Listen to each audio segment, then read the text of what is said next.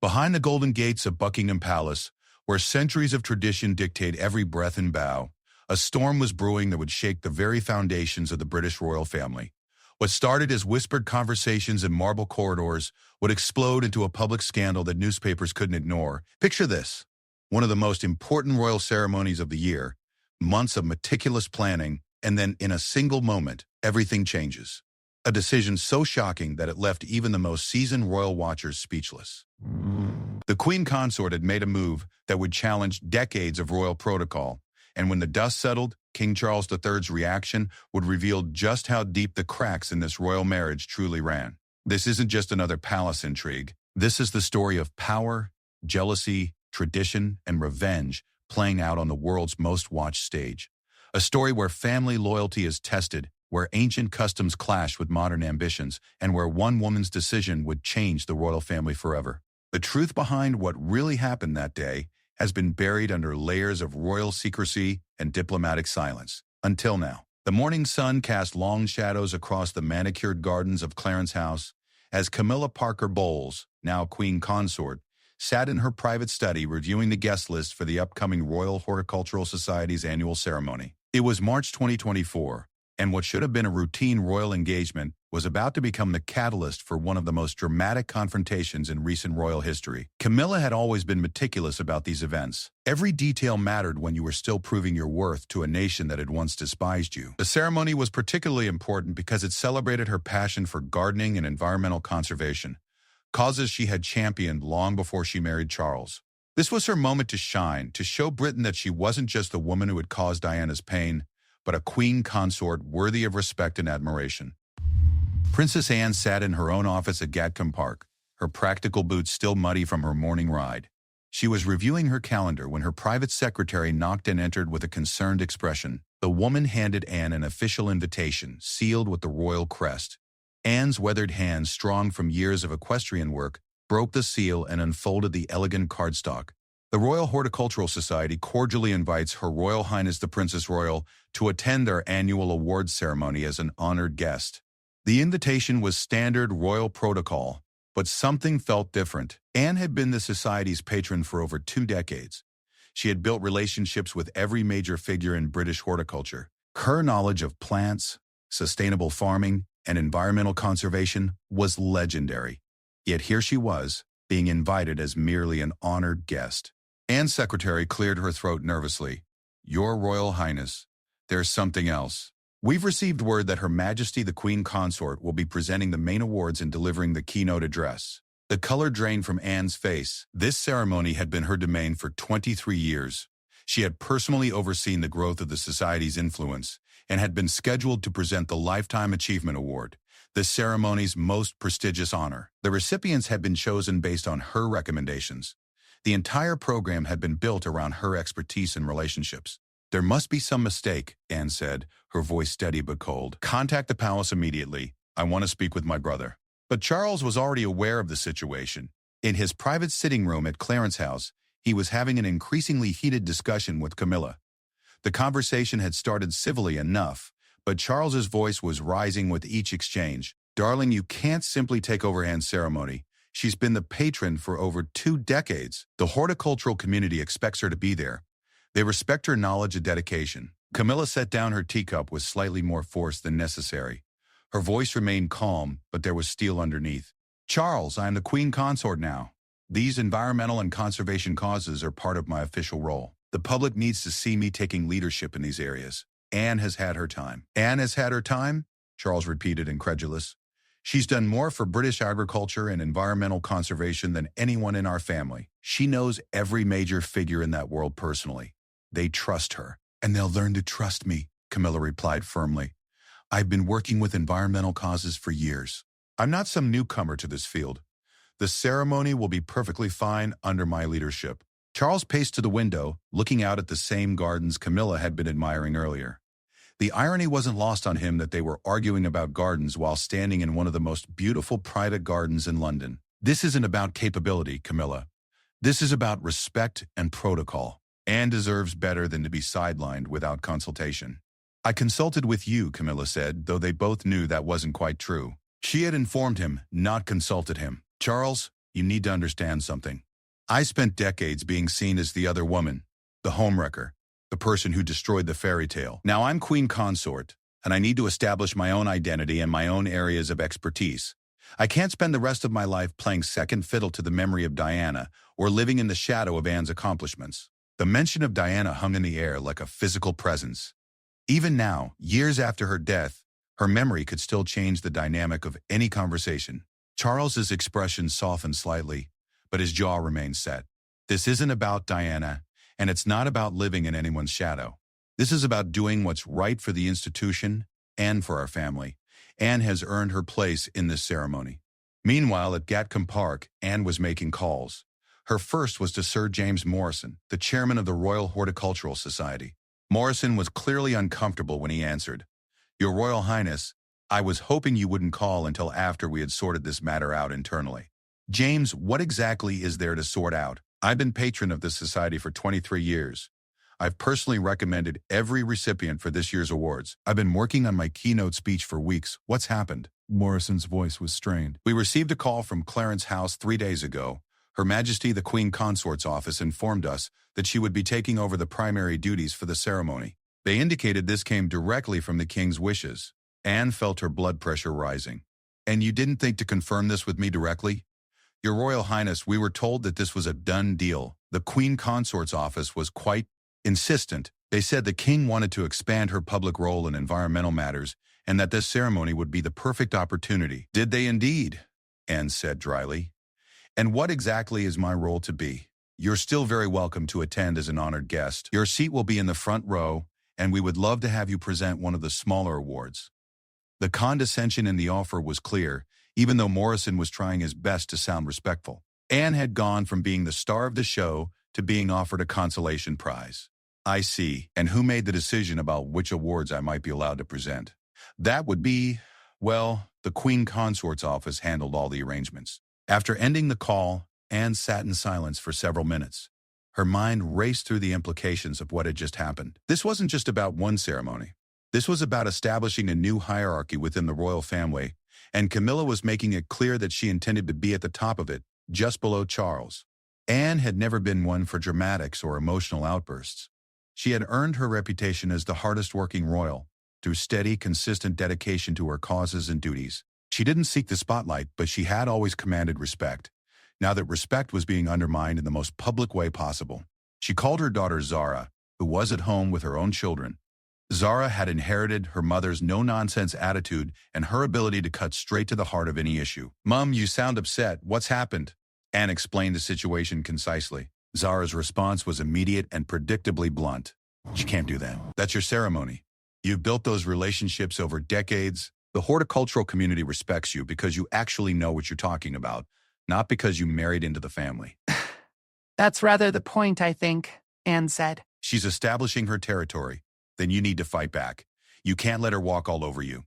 Dad wouldn't have stood for this, and neither should you." Anne thought about her late father, Prince Philip. He had been many things, but he had never been a pushover. He had carved out his own role in the royal family and had never backed down from a fight when principle was involved. But he had also understood the importance of unity within the family and the institution.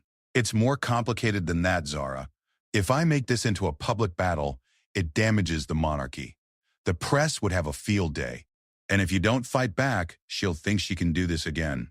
Mum, you've given your whole life to this family and to your duties. You deserve better than this." After the call, Anne walked through her house looking at the photographs and awards that documented decades of service. Pictures of her, with farmers, conservationists, scientists, and environmental leaders filled the walls. These weren't photo opportunities or ceremonial meetings. These were working relationships built over years of genuine engagement and expertise. She stopped at a particular photograph from 1998, showing her presenting an award to Dr. Margaret Thornton, a botanist who had developed new techniques for preserving endangered plant species.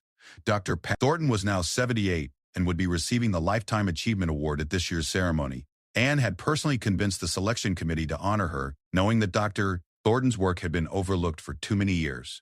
The thought of Camilla, who had only recently begun focusing on environmental issues, presenting Dr. Thornton with an award that Anne had fought to secure, felt like a betrayal not just of Anne herself, but of everyone who had trusted her advocacy over the years. Back at Clarence's house, the argument between Charles and Camilla had evolved into something more complex. They were no longer simply discussing a single ceremony but addressing fundamental questions about power, respect, and the future of their marriage. "You're asking me to humiliate my sister," Charles said, his voice weary. "Anne has never asked for recognition or praise. She's simply done her job year after year with more dedication than any of us. She doesn't deserve this." Camilla stood and moved to stand beside him at the window. Her voice became softer, more intimate. "Charles, I'm not trying to humiliate anyone. I'm trying to build something. When you became king, I became queen consort. That means something. It can't just be a title. I need to have real responsibilities, real areas where I can make a difference." "You do have real responsibilities. You have dozens of patronages and causes, but nothing that's truly mine. Nothing where I'm seen as the leader rather than just another royal going through the motions. Environmental conservation is something I genuinely care about, and it's something the public cares about too. This ceremony could be the beginning of establishing me as a real authority in this area." Charles turned to face her. "At Anne's expense? Anne will survive this. She's tough, and she has plenty of other areas where she excels. But Charles, I won't survive being seen as irrelevant. I won't survive being queen consort in name only." The emotional manipulation in her words was subtle, but effective. Charles had always felt guilty about the years Camilla had spent being vilified by the press and the public. He knew she had paid a heavy price for their relationship, and part of him felt he owed her this chance to establish herself. But he also knew his sister. Anne wasn't someone who would quietly accept being pushed aside. If she felt betrayed by this, the consequences could be far-reaching and very public. As evening fell over London, 3 separate phone calls were taking place simultaneously. Anne was speaking with her son Peter, updating him on the situation and asking for his perspective. Charles was on the phone with his private secretary, trying to find a way to minimize the potential damage from this conflict. And Camilla was calling her close friend and advisor, seeking reassurance that she was doing the right thing. None of these conversations would lead to a resolution. Instead, they would set in motion a series of events that would culminate in one of the most dramatic confrontations in recent royal history. The battle lines were being drawn, and by morning the entire royal household would know that something unprecedented was about to happen. The stage was set for a conflict that would test not just the relationship between Charles and Camilla, but the very structure of the modern monarchy itself. What had started as a disagreement about a garden party was about to become something much larger and much more dangerous. The next morning arrived with a kind of crisp March weather that made London feel alive with possibility. But inside the royal residences, the atmosphere was anything but fresh. Charles had barely slept, spending most of the night in his study, reading briefing papers and trying to find a diplomatic solution to what was rapidly becoming an impossible situation. At 7 a.m., his private secretary, Sir Clive Alderton, knocked on the door with the morning's newspapers and a grim expression. The story hadn't broken yet, but Sir Clive had been in royal service long enough to sense when a crisis was brewing. "Your Majesty, I've received 3 calls this morning already. Princess Anne's office has requested an urgent meeting with you. The Queen Consort's office wants to finalize the ceremony details. And Sir James Morrison from the Horticultural Society is asking for clarification on the protocol." Charles rubbed his temples, feeling the beginning of what promised to be a significant headache. What did you tell them? "I told them you would address their concerns personally. But sir, I should mention that Princess Anne sounded determined when she called. Anyone who knew Anne understood what determined meant in her vocabulary. It meant she had moved past diplomatic solutions and into action mode." Charles had seen that determination before, usually when Anne was defending something or someone she cared about deeply. Meanwhile, Anne was already dressed in her riding clothes, having completed her morning routine with military precision. But instead of heading to the stables as usual, she was in her car being driven toward London. She had made a decision during her sleepless night, and now she was going to act on it. Her protection officer, who had been with her for nearly a decade, recognized the set of her jaw and the way she held her shoulders. Princess Anne was going to war, and heaven help anyone who got in her way. At Gatcombe Park, her husband, Sir Timothy Lawrence, was already fielding calls from royal correspondents who had somehow caught wind that something was happening. The Royal Press Corps had an almost supernatural ability to sense conflict within the family, and several journalists were making inquiries about changes to the upcoming ceremony. "No comment," Timothy said for the 4th time that morning. The Princess Royal's schedule remains as previously announced, but privately, he was worried. He had lived with Anne long enough to know that when she felt her integrity or her life's work was being attacked, she didn't back down, She also didn't always consider the broader political implications of her actions. She was a woman of principle, and principle didn't always align with palace strategy. Camilla was having her own challenging morning. Her hairdresser had arrived early for their usual appointment, but Camilla was too distracted to focus on anything as mundane as her appearance. She kept checking her phone, expecting Charles to call with news that Anne had agreed to the new arrangement. Instead, she received a call from her son Tom Parker Bowles, who rarely involved himself in royal matters, but was calling because he had heard rumors. "Mom, what's this I'm hearing about some drama with Aunt Anne?" Camilla bristled at the casual use of Aunt Anne. Even within her own family, the relationships with Charles's relatives remained complex. "There's no drama, Tom. Just some adjustments to a ceremonial program." "Right, well, whatever it is, you might want to be careful. Anne's not someone you want to cross. She's got a reputation for a reason." After hanging up, Camilla realized that even her own son understood something she might have underestimated. Princess Anne's position within the royal family was built on decades of respect that couldn't be easily dismissed or transferred. By 10 a.m., Anne had arrived at Clarence's house unannounced. This was highly unusual. Royal family members typically coordinated their visits through their respective offices, especially when the visits involved potentially difficult conversations. But Anne had specifically instructed her staff not to call ahead. She wanted the element of surprise. The security team at Clarence's house was momentarily flustered. They recognized the Princess Royal, of course, and she had every right to visit her brother. But the lack of advance notice meant that Charles's schedule hadn't been cleared, and Camilla was still upstairs with her hairdresser. Charles's private secretary was summoned immediately. Sir Clive found himself in the awkward position of trying to manage a situation that had no precedent in his experience. Princess Anne was family, but she was also clearly there in an official capacity, and she was obviously upset about something. "Your Royal Highness," Sir Clive said, greeting Anne in the main reception room. "His Majesty is currently in a meeting with the Chancellor's office, but I'm sure we can arrange." "I'll wait," Anne said simply, settling into one of the formal chairs with the posture of someone who had no intention of being moved until she had accomplished her mission. Charles, who had been briefed immediately about his sister's arrival, cut his phone call with the Chancellor short. He knew Anne well enough to understand that an unannounced visit meant serious business. When he entered the reception room, Anne stood and gave him the formal curtsy that protocol required, but her eyes were cold. This wasn't going to be a family chat. This was official royal business. "Anne, I'm glad you're here. We need to talk." "Yes, we do. But not here. Privately." Charles nodded and led her to his private study, the same room where he had argued with Camilla the night before. He closed the door and gestured for Anne to sit, but she remained standing. "Charles, I've given this family 30 years of service. I've never asked for recognition, never sought the spotlight, never complained about my duties or my role.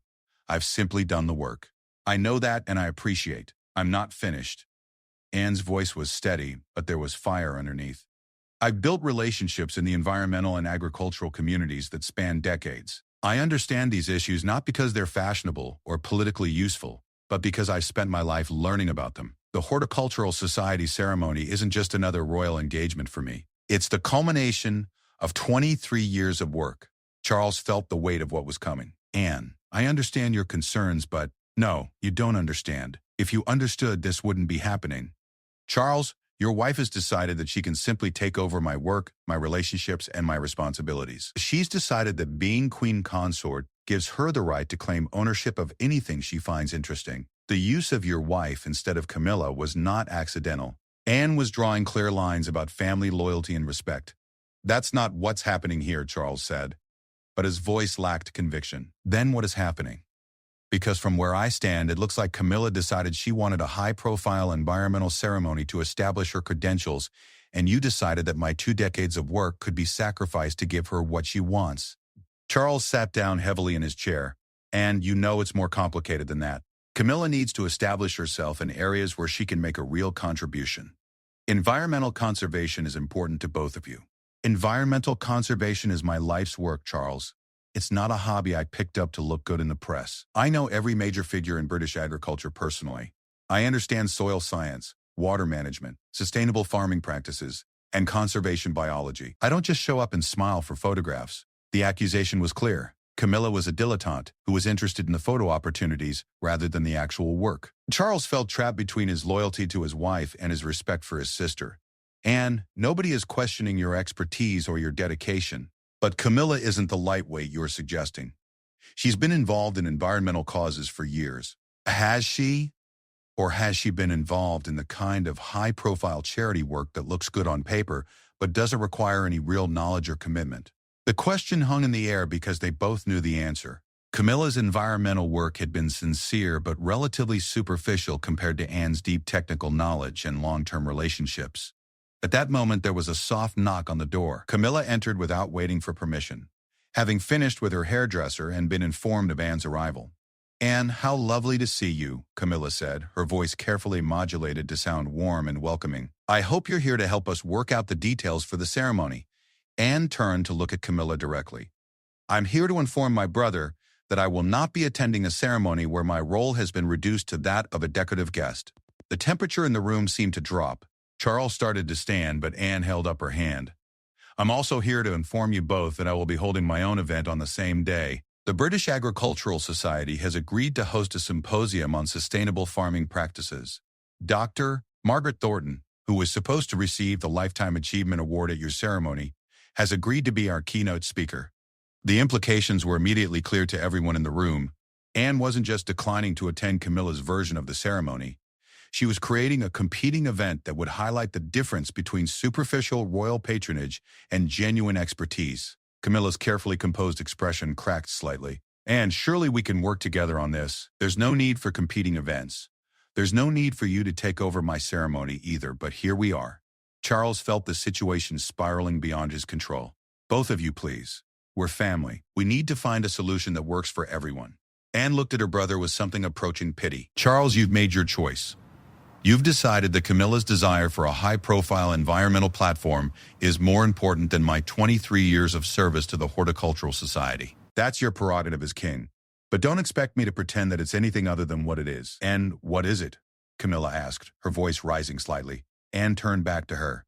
"It's the actions of someone who believes that titles matter more than work, that position matters more than knowledge, and that royal protocol can substitute for genuine expertise." The insult was delivered with surgical precision. Camilla had spent years trying to prove that she was more than just the woman who married the king. Anne had just dismissed all of that effort in a single sentence. "How dare you," Camilla said, her careful composure finally cracking. "I've worked for years to earn my place in this family. I've faced criticism and hostility from people who never bothered to get to know me or understand what I bring to this role." "And what do you bring to this role?" Anne asked coolly. "In terms of environmental conservation specifically, what expertise do you bring that justifies taking over a ceremony built around work you've had nothing to do with?" Camilla looked at Charles for support, but he was staring at his hands, clearly struggling with the confrontation. "I bring dedication and genuine care for these issues," Camilla said. "I bring the ability to raise the profile of environmental conservation and bring new attention to important causes."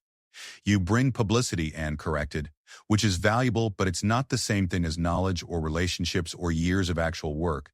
The distinction was brutal but accurate. Anne was highlighting the difference between celebrity attention and professional competence.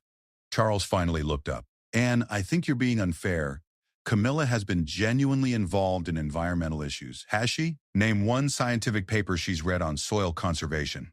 Name one agricultural expert she's worked with for more than a photo opportunity. Name one environmental policy she's influenced through her actual knowledge rather than her royal status." The silence that followed was answer enough. Charles couldn't provide specific examples because there weren't any that would stand up to scrutiny. Camilla's face was flushed with anger and embarrassment. "I don't need to prove my credentials to you, Anne. I'm Queen Consort, and Charles has agreed that this ceremony fits within my official responsibilities." "Charles has agreed to let you play dress-up in my life's work," Anne replied. "That's not the same thing as being qualified to do it." The cruelty of the remark was intentional. Anne was making it clear that she saw Camilla's royal role as fundamentally artificial, a costume rather than a genuine position of authority. Charles stood up abruptly. "That's enough. Anne, I understand you're upset, but you're being deliberately hurtful." "I'm being honest, Charles. There's a difference." Anne moved toward the door, then turned back. "I've spent 30 years protecting this family's reputation by doing excellent work without seeking credit or attention. I've never embarrassed you, never created scandals, never failed to fulfill my duties. But I won't stand by and watch my life's work be handed over to someone who sees it as an opportunity for good publicity." She paused, looking directly at Camilla. "The agricultural community will notice the difference between someone who knows what she's talking about and someone who's reading from talking points prepared by staff members. They'll notice, and they'll remember. With that, Anne left the room, leaving Charles and Camilla alone with the wreckage of what had been intended as a simple ceremonial adjustment. The confrontation had lasted less than 20 minutes, but it had fundamentally changed the dynamics within the royal family. Lines had been drawn, positions had been taken, and there would be no easy way back to the status quo. As Anne's car pulled away from Clarence's house, she was already making calls to implement her threat. The British Agricultural Society was indeed willing to host a competing symposium, and Dr. Margaret Thornton was delighted to be the featured speaker at an event focused on substance rather than ceremony.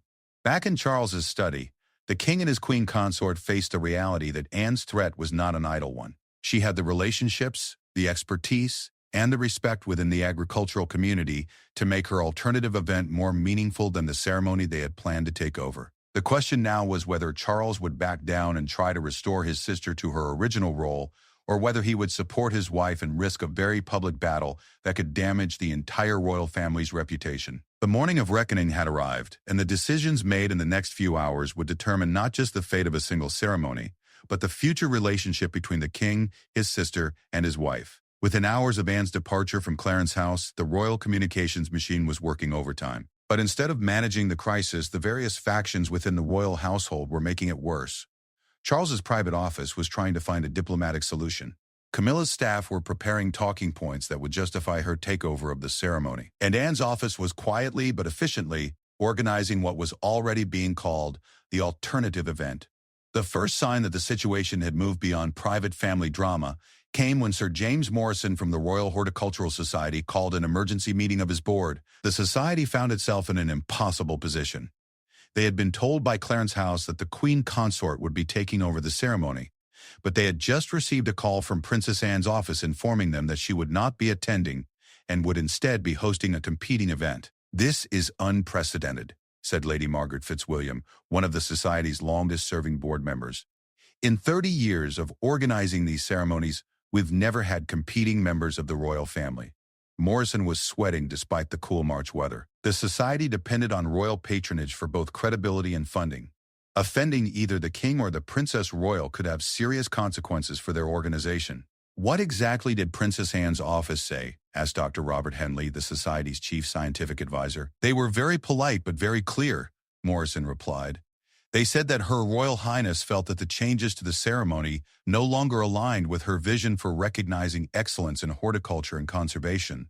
They suggested that attendees might be more interested in what they called a substantive discussion of current challenges in sustainable agriculture." The implied criticism was obvious. Anne was suggesting that the society's ceremony had become more about royal spectacle than genuine recognition of scientific achievement.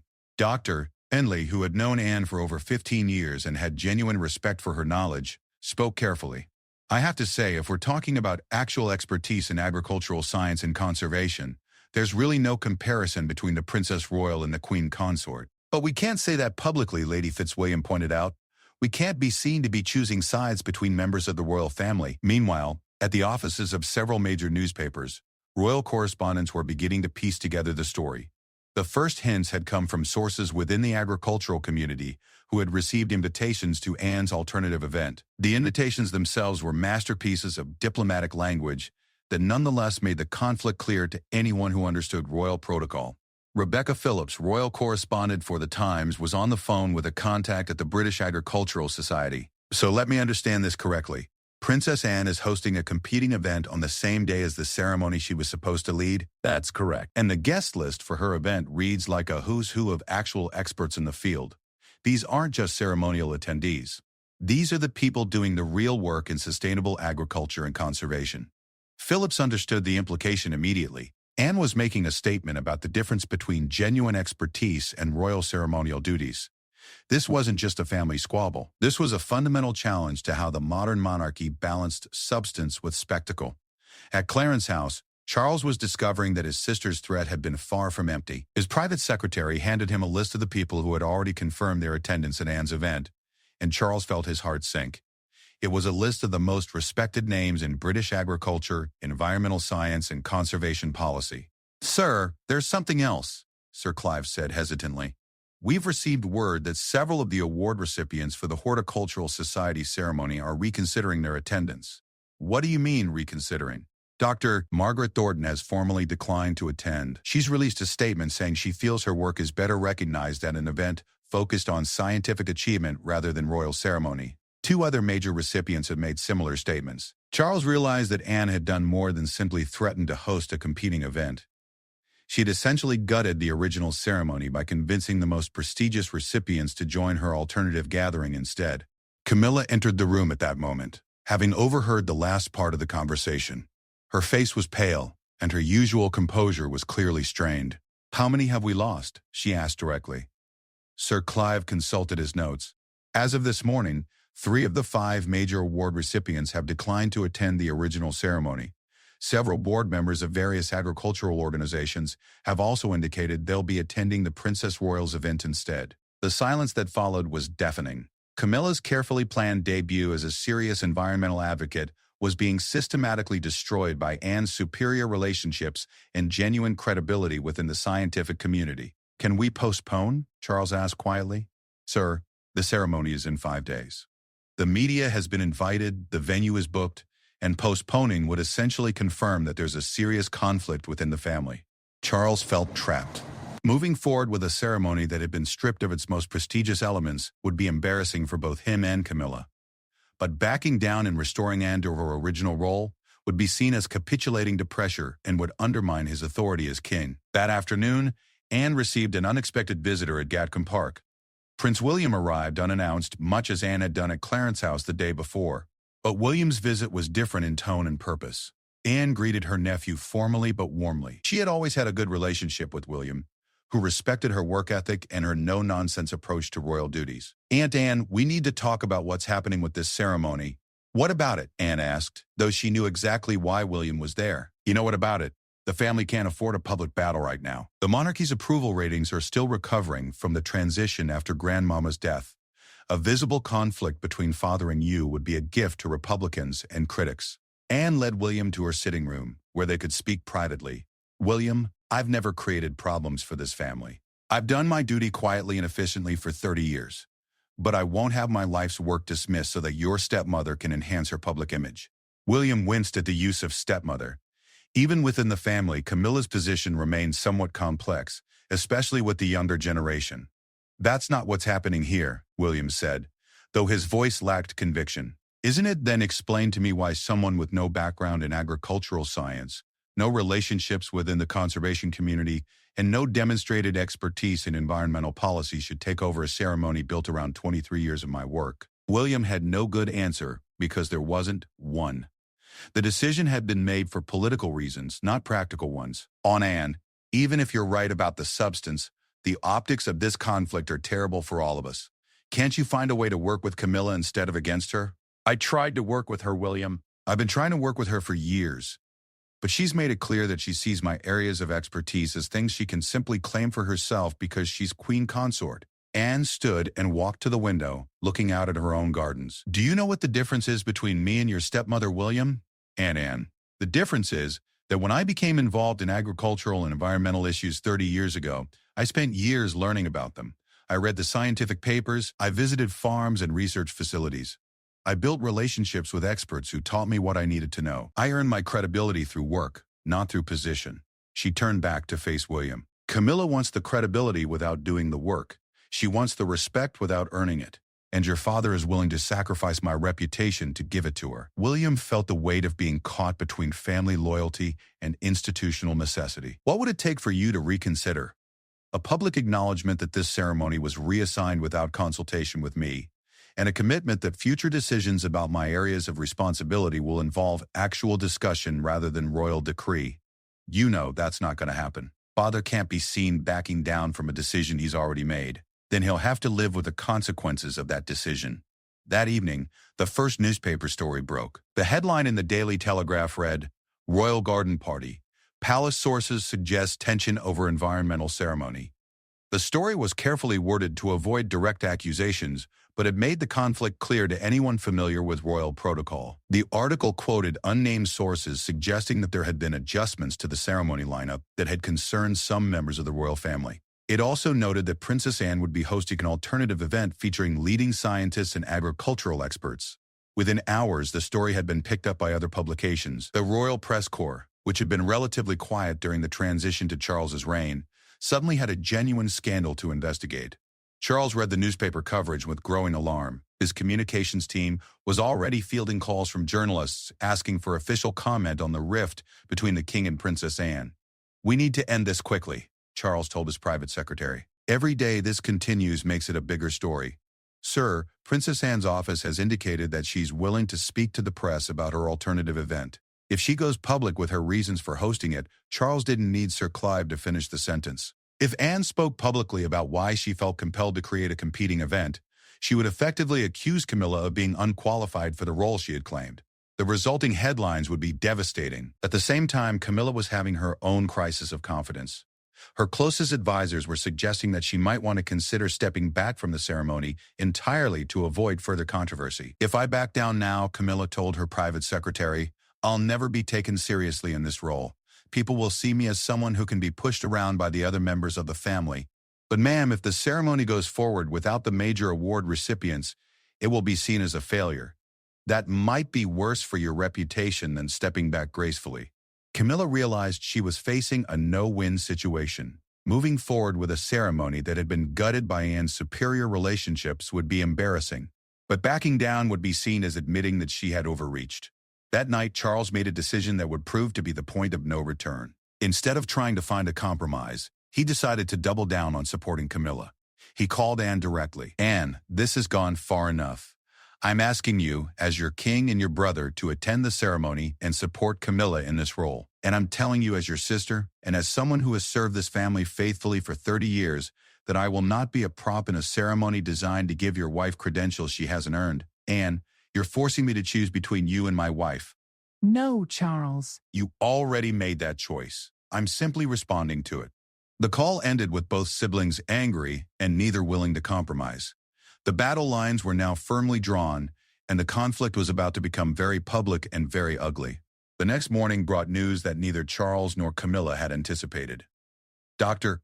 Margaret Thornton, the botanist who was supposed to receive the Lifetime Achievement Award, had agreed to give an interview to BBC Radio 4's Today program about her decision to decline the award. When the interview aired, Dr. Thornton's words were measured but devastating. "I have enormous respect for Her Royal Highness the Princess Royal, who has been a genuine advocate for scientific research in agriculture and conservation for decades. Her knowledge of these issues is both deep and practical. I feel that my work is better honored in a setting where that expertise is valued and understood." The implication was clear. Dr. Thornton didn't believe that Camilla possessed the knowledge or understanding necessary to properly recognize scientific achievement in conservation. The interview was a public relations disaster for Charles and Camilla. It confirmed that the conflict wasn't just about family dynamics or hurt feelings. It was about substance versus ceremony, expertise versus position, and earned credibility versus inherited authority. By the end of that day, it was clear that there would be no diplomatic resolution to the crisis. The competing events would go forward. The press would continue to cover the story, and the royal family would face one of its most visible internal conflicts in recent memory. The point of no return had been crossed, and there was no going back. The morning of the competing events dawned gray and drizzly, matching the mood inside both Clarence House and Buckingham Palace.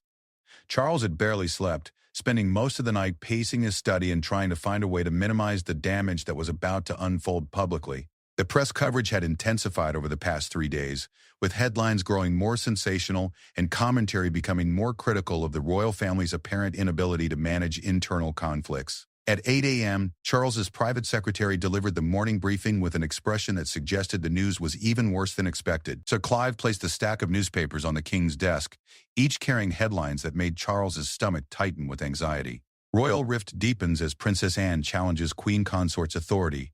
The Times, "Garden Party Politics," "King caught between wife and sister." The Guardian, "Expert opinion Princess Royal's environmental credentials far exceed Queen Consort's." The Daily Telegraph, but it was the editorial in the Times that truly alarmed Charles. Written by the newspaper's respected royal correspondent, it questioned whether the monarchy could maintain its relevance if members of the royal family were seen to be competing for prominence based on personal ambition rather than public service. The spectacle of two senior royals hosting competing events on the same day raises serious questions about coordination and priorities within the House of Windsor. The editorial read, "If the royal family cannot present a united front on matters as straightforward as environmental conservation, how can they be trusted to represent Britain's interests on the world stage?" Charles threw the newspaper down in frustration. How did we let this get so public? How did we lose control of the narrative so completely? Sir Clive cleared his throat diplomatically. "Sir, I believe the story gained traction because it touches on larger questions about expertise versus position within the monarchy. The press and the public are genuinely interested in whether royal duties should be assigned based on knowledge and experience or simply on rank and availability." The observation stung because Charles knew it was accurate. The conflict with Anne had exposed a fundamental tension in the modern monarchy between ceremonial duties and substantive expertise. At 9 a.m., Charles received a call that made his anxiety spike even higher. The Prime Minister's private secretary was requesting an urgent conversation about the current royal situation. When the head of government felt compelled to intervene in royal family dynamics, it meant the crisis had moved beyond personal disagreement into constitutional concern. The Prime Minister's message was diplomatically phrased, but unmistakably critical. His Majesty's government is concerned that the current visibility of disagreements within the royal family may undermine the institution's authority and effectiveness. We would be grateful for any steps that might restore unity and confidence.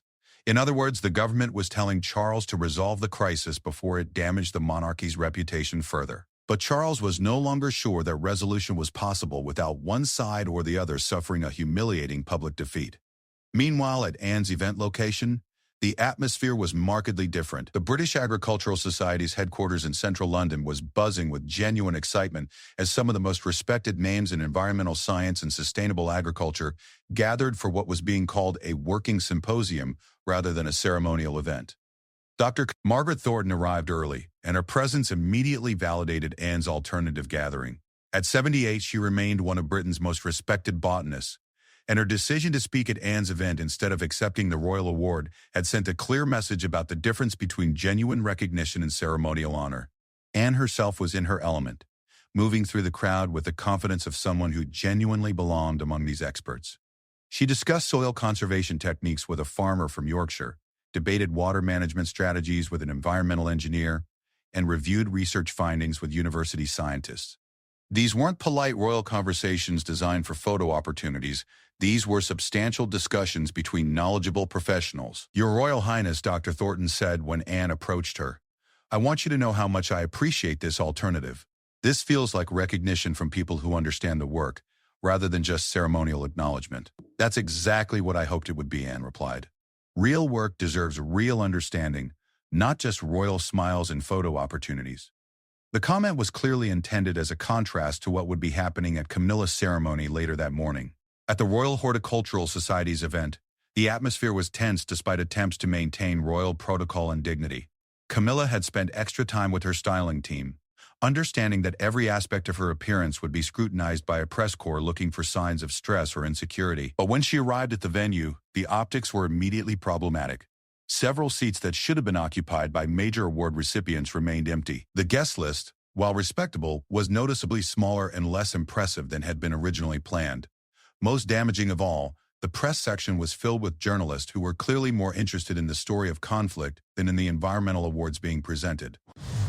Sir James Morrison, the Society's chairman, did his best to maintain dignity and enthusiasm as he introduced the Queen Consort, but his remarks felt hollow given the circumstances everyone knew surrounded the event. "We are honored to welcome Her Majesty the Queen Consort, who brings such passion and commitment to the vital work of environmental conservation," Morrison said, though his voice lacked the conviction that would have been present if Anne had been presenting the awards as originally planned. When Camilla rose to deliver her keynote address, the contrast with Anne's morning event became stark. Camilla's speech was well-written and carefully researched by her staff, but it was clearly the work of someone speaking about conservation rather than someone living it. Her references to specific agricultural techniques were accurate, but felt rehearsed. Her discussion of current challenges in sustainable farming was informative but lacked the deep understanding that came from years of direct engagement with working farmers and researchers. More problematically, several members of the audience were clearly distracted by the competing narratives playing out in the press and on social media. Videos and photos from Anne's event were already circulating online, showing the Princess Royal in animated conversation with genuine experts, looking completely at home in discussions of complex scientific and technical issues. The contrast was devastating for Camilla's credibility. Where Anne appeared natural and knowledgeable, Camilla appeared to be performing a role she hadn't fully mastered. Charles, who was not in attendance at either event due to prior commitments, was receiving updates throughout the morning that made his mood progressively darker. By noon, it was clear that Anne's event was being perceived as the more substantial and authentic gathering, while Camilla's ceremony was being portrayed as a hollow attempt at royal spectacle. The turning point came when Charles received a call from his communications director with news that sent his carefully controlled composure over the edge. A major environmental organization had issued a statement praising Anne's substantive approach to recognizing genuine expertise in conservation, while noting that ceremonial events, while important for public awareness, cannot substitute for deep knowledge and long-term commitment to these crucial issues. The statement didn't mention Camilla by name, but the implication was clear and devastating. The environmental community was publicly choosing sides, and they were choosing Anne's expertise over Camilla's royal status. Charles's reaction was swift and furious. He immediately summoned his private secretary and communications team to an emergency meeting at Buckingham Palace. When they arrived, they found the king in a state of controlled rage that none of them had seen before.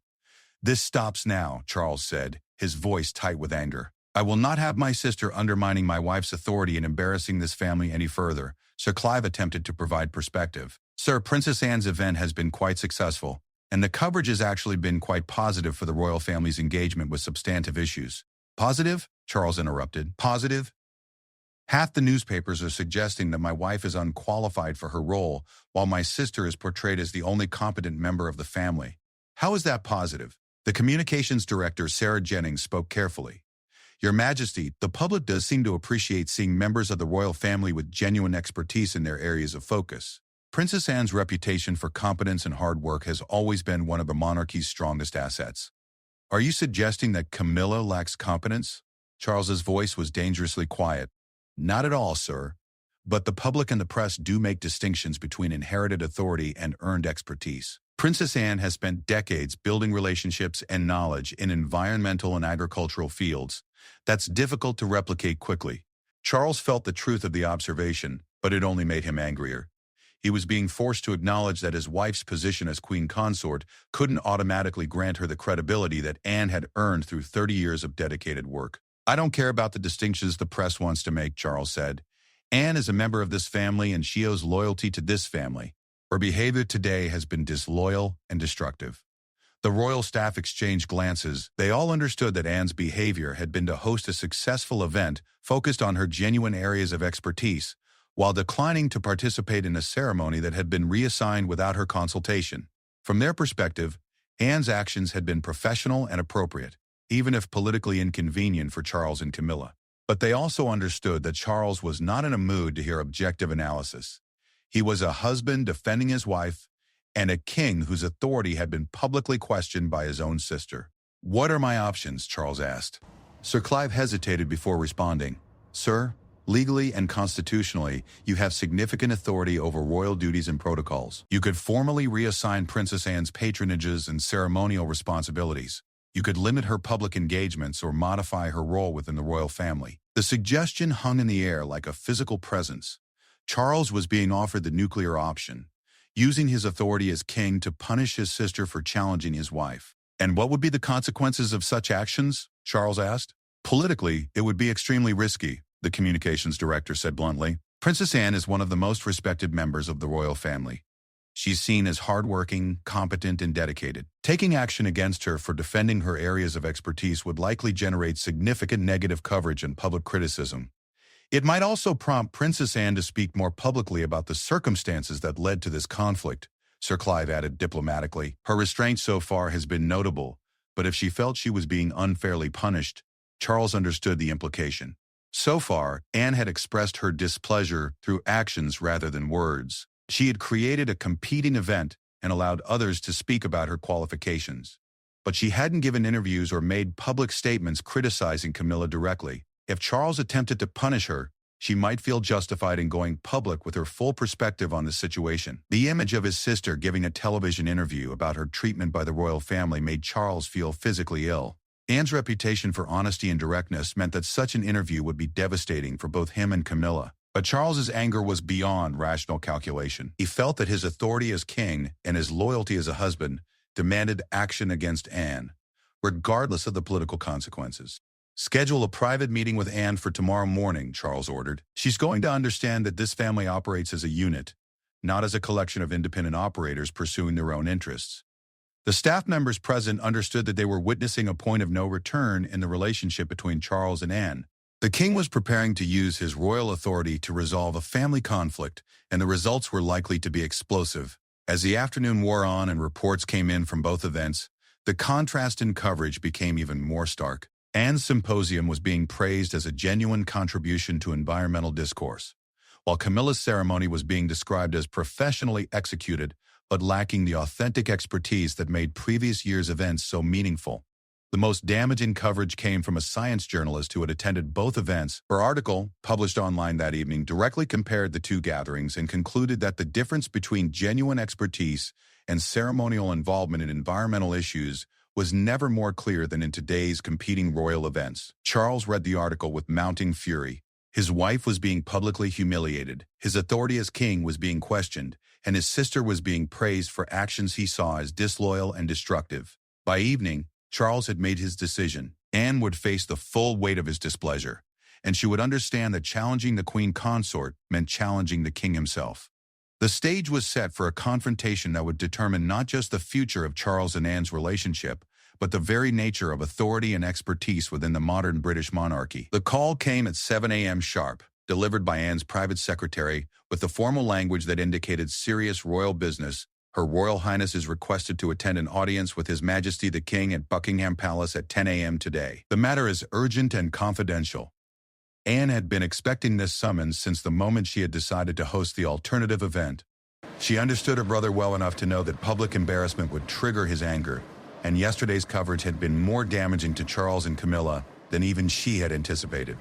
As she dressed for what she knew would be a difficult meeting, Anne reflected on the path that had led to this moment. 30 years of loyal service, thousands of engagements, decades of relationship building in the agricultural and environmental communities, and a reputation for competence and dedication that had become one of the royal family's greatest assets. All of it was now at risk because she had refused to step aside quietly when her life's work was reassigned to enhance someone else's public profile.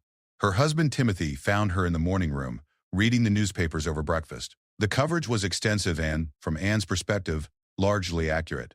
The press had recognized the difference between genuine expertise and ceremonial involvement, and they had not been subtle about which approach they found more valuable.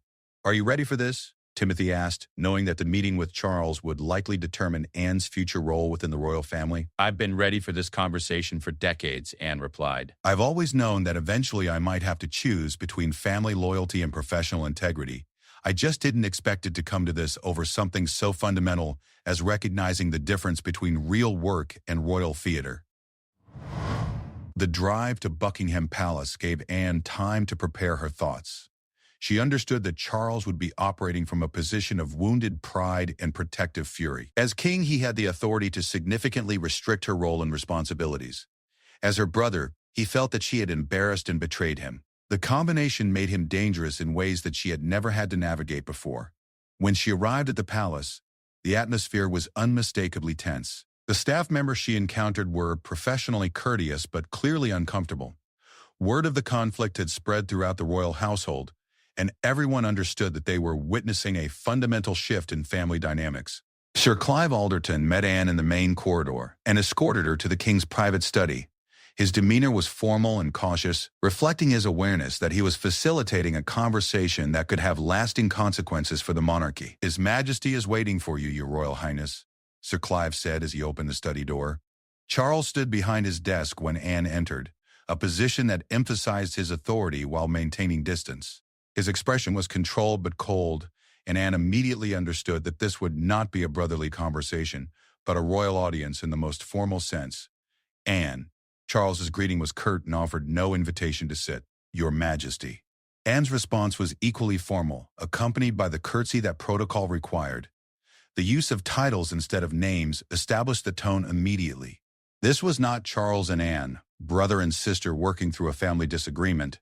This was the king addressing a member of the royal family who had challenged royal authority. "I trust you're satisfied with yesterday's events," Charles began, his voice tight with controlled anger. "I'm satisfied that important work in environmental conservation received the recognition it deserved," Anne replied carefully.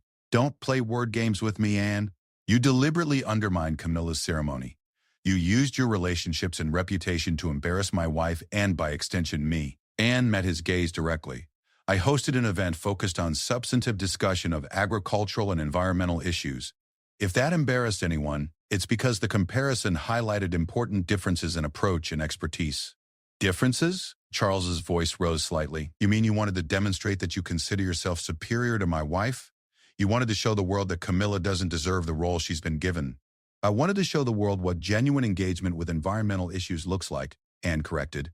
"If that created unfavorable comparisons, perhaps that should prompt some reflection about the wisdom of reassigning established responsibilities without regard for expertise or established relationships."